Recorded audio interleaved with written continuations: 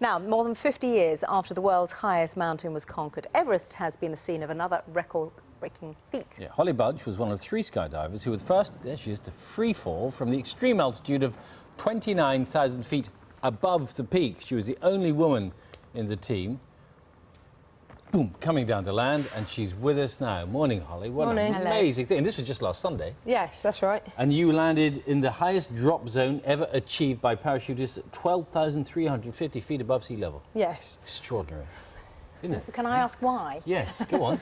Well, it's never been done before, and I've always wanted to go to the Himalayas and see Mount Everest, so I figured it was a good way to combine 2 things that I wanted, you know, skydiving and seeing Everest. And you're seeing it very fast as you're coming down. What speeds were you coming down at? We were probably travelling at about 140 miles an hour in freefall, and we freefalled for about 1 minute, and then I pulled my parachute at 18,000 feet. It's not the sort of place you want to get lost in, is it, really? No. Is this here? You looking at those pictures? Was that you just after you landed? Was it, No, that or was just, before you took off? Getting geared up. Before you took off. Getting the oxygen system. And when you landed that drop zone, how far below the peak itself was it?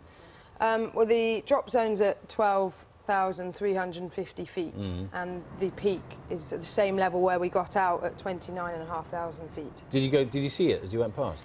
Yeah, it took us 45 minutes to fly up to 29,500 feet, and the scenery was just incredible, flying really close over the top of some of the world's highest mountains, and of course Mount Everest was right there too.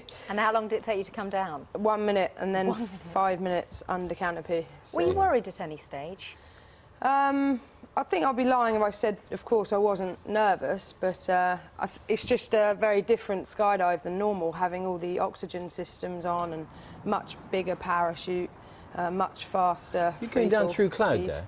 Yeah. So you were above the clouds, you went down through the clouds? Well, it was incredible, actually, because we went into cloud at 28,000 feet in the plane, and I didn't think we were going to jump because we can't get out in complete cloud. And then we popped out of the cloud at 29,000 feet, and there was Mount Everest popping out of the clouds. Why can't you get out in the middle of a cloud? Because we've got to be able to see where we're going to land.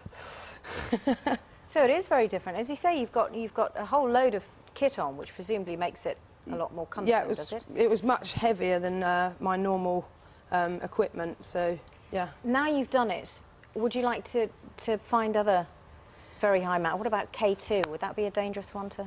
Well, I'm actually, my next expedition will be climbing Everest in April 2010. So now you jumped on top of it, now you're going to climb it? Exactly. I thought they'd go hand in hand, so... And I'm auctioning off my jumpsuit, which has been signed by all the team. Right. So I'm going to auction that off on eBay for my... I'm supporting 3 charities. Okay. Which are the charities? The Himalayan Trust, the Hampshire Autistic Society, and a charity called Regain. Okay. So I'm going to get this auctioned and split the money between the charities. When you say the team, I mean the team that were behind you doing this? Yes, that's right. The other skydivers, the pilot, right. You know, the official team.